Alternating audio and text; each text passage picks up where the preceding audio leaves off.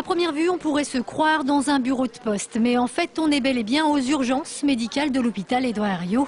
Depuis plusieurs semaines, les files d'attente y sont en effet interminables. Certains malades devant même patienter jusqu'à 6 heures pour être pris en charge.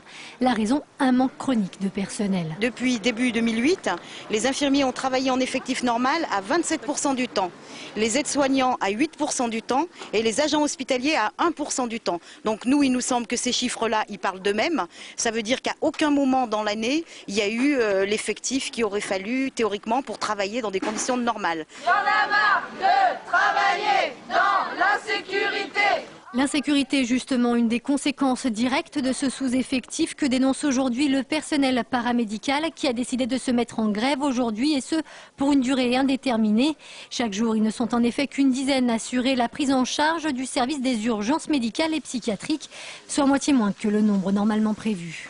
Il y a des choses difficiles qui se passent aux urgences, on fait des accompagnements de fin de vie, et du coup on rentre dans une colère qui est difficilement gérable, mais on les entend, on les comprend, mais inversement il faut qu'on arrive à être compris aussi que nous ça devient impossible.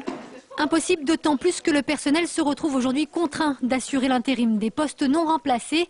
C'est le cas des brancardiers par exemple qui ont disparu à HEH.